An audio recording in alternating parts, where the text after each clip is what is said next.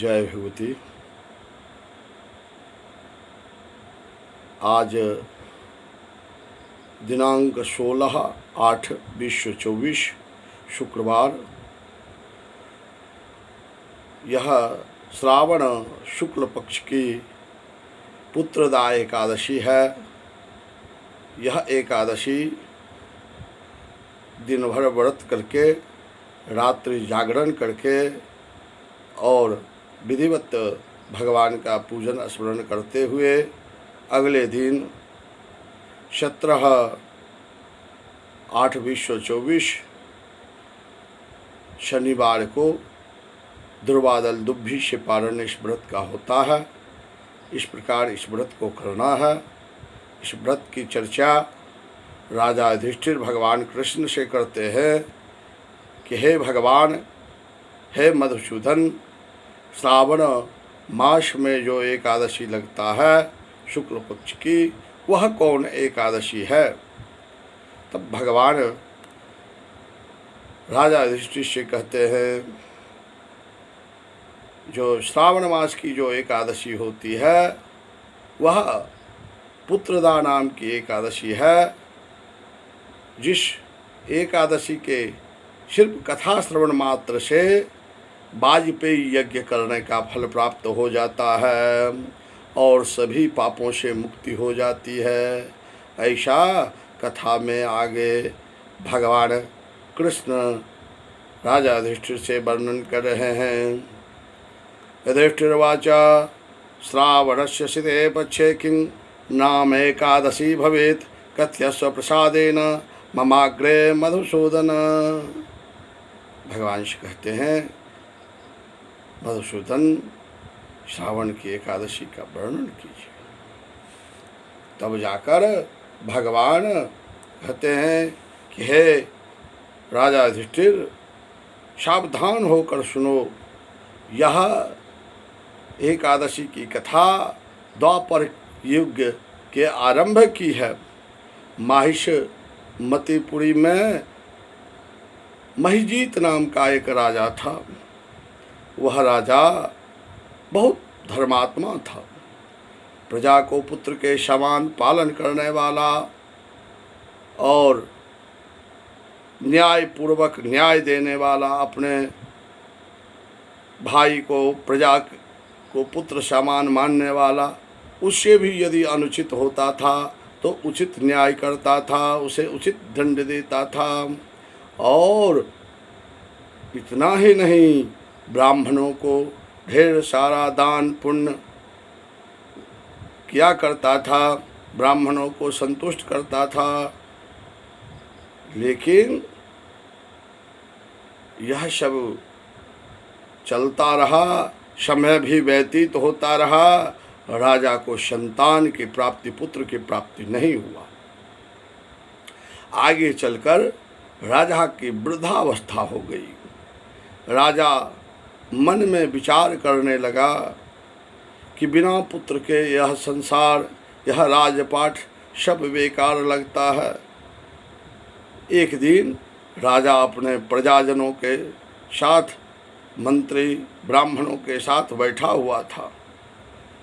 राजा अपने मंत्रीजन, ब्राह्मण, प्रजाजन से कहता है कि मैंने आज तक इस जन्म में कोई पाप नहीं किया, न अनीतिपूर्वक कोई धन कर के रूप में लिया। मेरे खजाना में जो भी कुछ धन है, न्याय पूर्वक की दिया हुआ धन है, और न ही मैंने किसी के साथ दुष्टता की। मैंने धर्म पूर्वक अपने साम्राज्य को बढ़ाया। जो वैसे राजा होते थे निश्चल स्वभाव के, उनका भी मैंने पूजन किया। लेकिन यह सब करने के बावजूद भी क्यों नहीं मुझे संतान की प्राप्ति हुई। इस प्रकार राजा कहते हुए चिंता में डूब गया। वहाँ के जो प्रजा थे, ऋषि मुनि के खोज में लग गए कि कौन ऐसा महात्मा मिलेंगे जो राजा के दुख के बारे में कोई उपाय बता सकेगा। तब जाकर प्रजाजन घोर जंगल में प्रवेश कर गया और भ्रमण करते करते लोमश मुनि का दर्शन हुआ, जो अनेकों ब्रह्मा के समान लोमश मुनि दीर्घायु और सभी शास्त्र पुराण में पारंगत, तपोबल में सर्वश्रेष्ठ थे। उनको देखकर सभी बहुत हर्षित हुए कि हम लोगों का भाग्य उदय हो गया, राजा के भाग्य से ये ऋषि मिल गए। ऋषि को नम्रता पूर्वक प्रणाम करके विनम्र स्वभाव से और ऋषि की स्तुति करने लगे सभी। ऋषि कहे कि क्या बात है, तुम लोग यहाँ पर उपस्थित हो, मैं बताओ तुम सबों का दुख दूर कर दूंगा। मेरा तो जन्म ही इसीलिए हुआ है, ऋषि मुनियों का काम ही है कल्याण करना। तब जाकर वहाँ के प्रजा लोग बोले कि हे मुनिवर, मेरे राजा को संतान क्यों नहीं होता है? आज तक उसने किसी पाप को भी इस जन्म में नहीं किया, फिर किस कारण से ऐसा हुआ?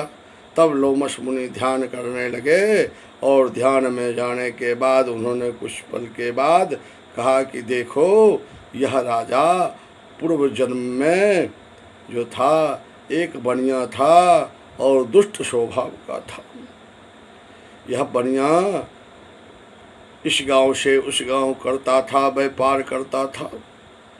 एक दिन ज्येष्ठ की दोपहरिया में गौ और बछड़ा दोनों जलाशय में जल पी रहा था।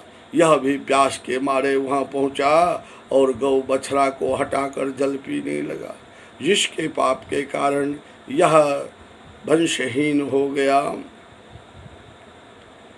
तब जाकर लोमश मुनि से सभी प्रजाजन प्रार्थना करने लगे कि हे मुनिवर, पुण्य से पाप का अंत हो जाता है, कोई ऐसा पुण्य कथा महात्मा कहिए जिससे राजा का पाप अंत हो जाए। तब जाकर लोमश मुनि कहे कि सुनो, श्रावण मास के शुक्ल पक्ष की पुत्रदा नामक एकादशी करने से राजा के सभी पाप नष्ट हो जाएंगे और उन्हें पुत्र की भी प्राप्ति होगी। तुम लोग उस एकादशी को करो और अपना पुण्य लेकर राजा को प्रदान कर दो, जिससे पुत्र की प्राप्ति होगी।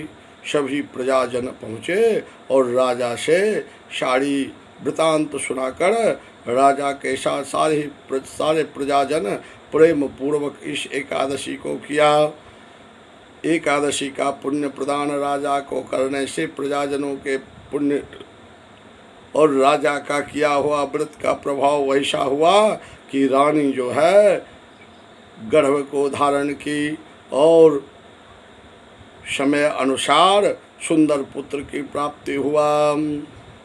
तो जिन लोगों को संतान की प्राप्ति नहीं हो रही है उनके लिए यह सर्वोत्तम व्रत है, और जिनको पुत्र है उनके लिए भी सर्वोत्तम है। दीर्घायु जीवन जीने वाला उनका पुत्र होगा, और जो दिन रात पाप व्रत कार्य करते रहे उनके लिए भी यह पाप का विनाश करके पुण्य को प्रदान करने वाला व्रत है। इस व्रत को जो करता है सभी पापों से मुक्त होकर पुत्र पौत्र आदि के सुख प्राप्त करता है। इस एकादशी के दिन रात्रि में जागरण करना चाहिए और हरि स्मरण करना चाहिए, दिन में शयन नहीं करना चाहिए, और अगले दिन द्वादशी में पारण कर लेना चाहिए। तो आज की कथा श्रावण शुक्ल पक्ष एकादशी पुत्रदा नामक कथा लघु रूप में जो भी कुछ प्रभु की कृपा हुई हमने आपके समक्ष रखा। अगले एकादशी में फिर हम आपके समक्ष अगले एकादशी का कथा रखेंगे।